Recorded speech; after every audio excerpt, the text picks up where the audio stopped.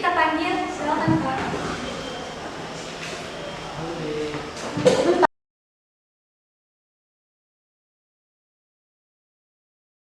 Halo Kak. Halo juga. Perkenalkan, sebelumnya di sini saya adalah Feli, saya Syahira. Nah, sebelumnya boleh nggak sih kami kenalan sama kakak-kakak? Boleh. Perkenalkan, nama saya Muhammad Rizky Pritama. Saya Ketua OSIS periode 2023-2024. Untuk saya Maliaki Caesar Alexander Smeduta. Saya sebagai Ketua MPK SMA Negeri Bapeda. Nah, kan sekarang kami udah kenal sama kakak. Boleh nggak kami tanya langsung aja pertanyaan pertama itu gimana sih Kak perasaan kakak setelah dipercayakan oleh teman-teman dan warga-warga setempat untuk menjadi ketua OSIS dan ketua MPK? Ini pertama saya jawab dulu. Kalau perasaan saya ketika saya terpilih menjadi Ketua OSIS itu, saya merasa unexpected gitu, tidak nyangka bahwasanya saya bisa jadi Ketua OSIS. Kemudian daripada itu, selain unexpected, saya merasa sangat bangga karena bisa menjadi Ketua OSIS di SMA Negeri Pamedan, dan saya akan mengemban tugas-tugas sebagai Ketua OSIS dengan baik ke depannya. Kalau dari kakak ketua MPK-nya? Untuk saya pun senang, terutama dan semangat. Apalagi saya dipilihnya dari ketua kelas, dan terutama ini suatu kebanggaan saya di mana ketua kelas mempercayakan kepada saya untuk menjadi ketua MPK atau Majelis Permusyawaratan Kelas, di mana saya merupakan pemimpin dari semua ketua kelas, di mana saya akan memberikan arahan atau sebuah bimbingan kepada ketua kelas, di mana sih untuk jadi ketua kelas yang baik untuk teman-teman sekelasnya. Seperti itulah. Oke, makasih ya Kak.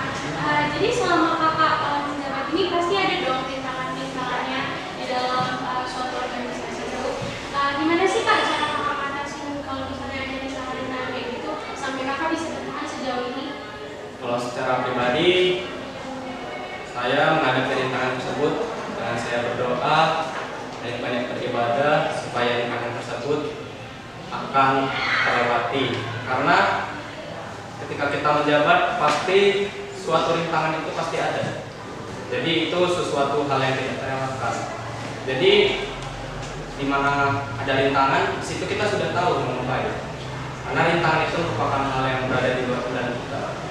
Jadi untuk saya melewati rintangan tersebut untuk di organisasi OSIS, saya berkoordinasi dengan pembina OSIS SMA Negeri Pamedan, serta saya juga berkoordinasi dengan anggota-anggota saya untuk mencari jalan keluar dari rintangan-rintangan tersebut untuk mencapai solusi yang baik. Kalau dari visi misi kakak, apa aja sih kegiatan yang boleh kakak lakukan? Untuk dari visi misi saya baca visi misi saya. Untuk visi misi saya, yang kedua yaitu meningkatkan kerjasama antara ekstrakurikuler dengan organisasi. Jadi kegiatan yang sudah saya lakukan itu, contohnya kemarin itu ANTV dengan Adira.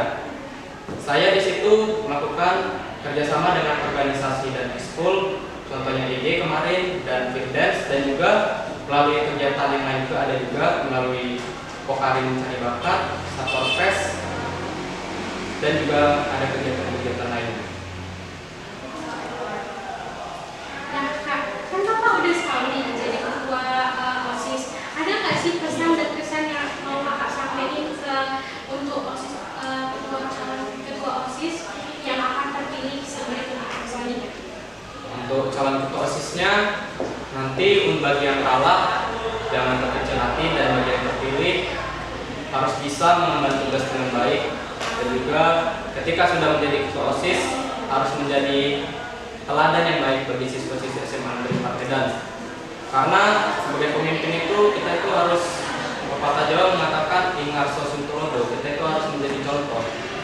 Bagaimana orang lain mau mencontoh kita kalau kitanya itu jelek? Ya otomatis siswa-siswi semanfatnya juga nanti bakal jelek karena pemimpinnya itu sebagai contoh. Dan juga saya harap kepada ketua OSIS yang baru dapat melaksanakan program-program kerjanya dan juga dapat membuat nama SMA Negeri Pamedan lebih harum lagi, baik di luar maupun di dalam SMA Negeri Pamedan. Nah kalau dari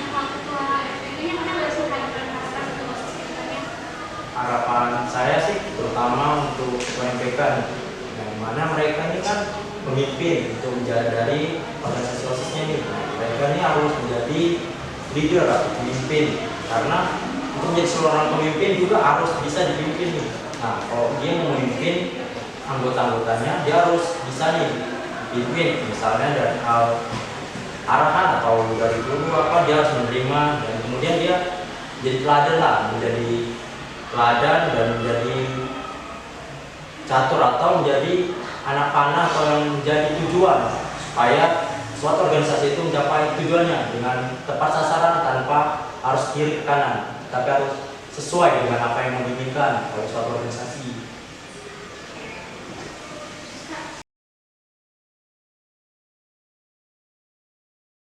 Wah, seru-seru juga ya program-program dari kakak ini. Nah, sebelum kita closing, kita boleh dong Kak teriakin slogan OSISnya. Kalau yang di rumah kalau mau ikutan juga boleh ya. Aduh, boleh banget nih. Nanti kalau saya bilang OSIS SMA Negeri 4 Medan, kalian jawabnya 4 kali gini. Jaya, jaya, jaya, jaya. Oke Kak, silakan Kak. OSIS SMA Negeri 4 Medan. Jaya!